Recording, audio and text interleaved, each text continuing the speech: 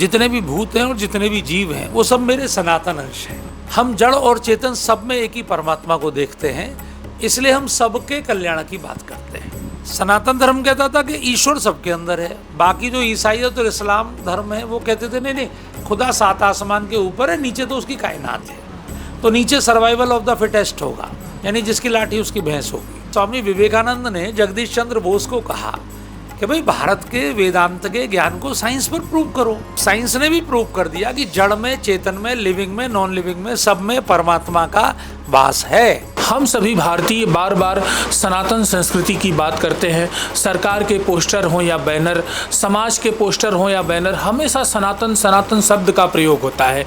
लेकिन एक आम नागरिक सनातन शब्द की मूल परिभाषा क्या है वह समझ नहीं पाता है। इसकी रूपरेखा क्या है, इसका प्रारूप क्या है, इसकी जड़ें कहाँ तक फैली हैं, इसका विस्तार क्या है, सनातन को वास्तविक रूप में कैसे समझे, इस बात को जानने के लिए तिलक पत्रिका पर हम कथावाचक अतुल कृष्ण भारद्वाज जी के साथ जुड़ रहे हैं और उनकी बातों से सनातन की मूल परिभाषा को समझने का प्रयास करेंगे।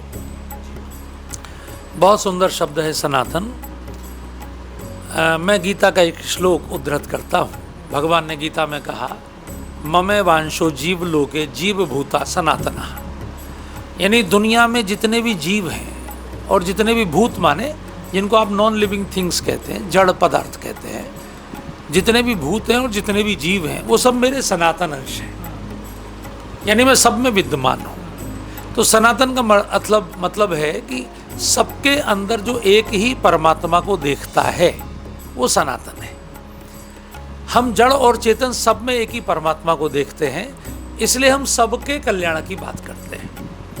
प्राणियों में सद्भावना और विश्व का कल्याण, इसलिए हम कहते हैं सर्वे भवन्तु सुखिनः, इसलिए हम कहते हैं अहिंसा परमो धर्म। जब सबके अंदर परमात्मा है तो आप किसको कष्ट देंगे? वो जड़ में भी है, चेतन में भी है। अच्छा, अब मैं एक और खुशखबरी आपको दूं। सनातन धर्म को अब साइंस ने प्रूव कर दिया।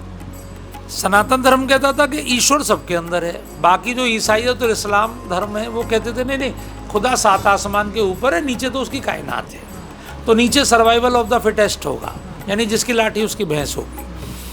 लेकिन भारत कहता था कि नहीं, भारत का वेद कहता था नहीं, यत पिंडे तत ब्रह्मांडे, जो एक परमाणु में वही पूरे ब्रह्मांड में व्याप्त है और सबके अंदर है। अब इसको क्या हुआ कि स्वामी विवेकानंद ने जगदीश चंद्र बोस को कहा कि भाई भारत के वेदांत के ज्ञान को साइंस पर प्रूव करो, बिना साइंस के नहीं मानेंगे। तो जगदीश चंद्र बोस ने एक यंत्र बनाया जिसको कैस्कोग्राफ कहा गया उस जमाने में। उन्होंने सिद्ध किया कि पेड़ पौधों में वही जीवन है जो हमारे अंदर है। लेकिन जगदीश चंद्र बोस के जो शिष्य थे सत्येंद्र नाथ बोस, उन्होंने सिद्ध किया कि नहीं नहीं, जड़ में भी वही है, यानी ईंट में, पत्थर में, गारे में, सीमेंट में, रेत में, सोने में, चांदी में, सब में वही। लेकिन वो अपने जीवन में इसको सिद्ध नहीं कर पाए। थ्योरी तो दी उन्होंने, प्रैक्टिकल नहीं कर पाई, क्योंकि उस समय इतनी अच्छी मशीनें नहीं थी। उनकी थ्योरी पर भाई साहब देवेश जी, ब्रिटेन के मिस्टर पीटर हिक्स ने काम किया।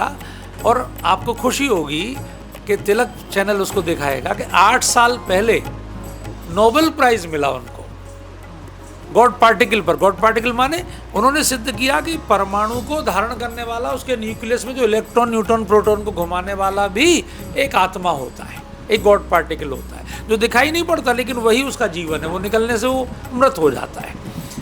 तो गॉड पार्टिकल पर नोबेल प्राइज मिल गया। उस सिद्धांत को हिग्स बोसोन कहा गया। जितने दर्शक सुन रहे हैं वो अपने गूगल पे हिग्स बोसोन चेक कर सकते हैं। हिग्स में पीटर हिग्स के नाम का हिग्स लिया गया, बोसोन में सत्येंद्र नाथ बोस के नाम का बोसोन लिया गया। तो ये भारत का सनातन धर्म है। यानी अब साइंस ने भी प्रूव कर दिया कि जड़ में, चेतन में, लिविंग में, नॉन लिविंग में, सब में परमात्मा का वास है। तो जब सब में परमात्मा का वास है तो भैया कौन ऊंचा, कौन नीचा, कौन बड़ा, कौन छोटा, किसके साथ हम भेद करें और किसके साथ हम अपराध करें। इसलिए अहिंसा परमो धर्म कहा गया। और इसलिए धर्म की जो सनातन धर्म जो हम कहते हैं उसकी सबसे सुंदर परिभाषा दी, आत्मानी प्रतिकूलानी परेशान न समाचरेत। जो मुझे अच्छा नहीं लगता वो मैं दूसरे के साथ ना करूं। मेरी लाइन को बहुत गंभीरता से आप लीजिए। जो मुझे अच्छा नहीं लगता वो मैं दूसरे के साथ ना करूं। मेरी पत्नी को, मेरी बहन को, मेरी माँ को कोई बुरी दृष्टि से देखे, मुझे अच्छा नहीं लगता तो मैं भी ना देखूं। मेरे धन पर कोई बुरी दृष्टि रखे मुझे अच्छा नहीं लगता तो मैं भी ना रखूं।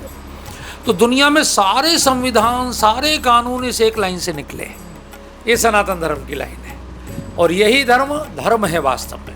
पहले केवल धर्म होता था, लेकिन जब जैसे पहले केवल घी होता था, लेकिन जब भैंस आ गई तो गाय का घी कहना पड़ा, लेकिन जब जर्सी गाय आ गई तो गाय का देशी घी कहना पड़ा। ऐसे ही जब बाकी चीज़ें धर्म के नाम पर आ गई नकली, तो फिर सनातन धर्म कहना पड़ा।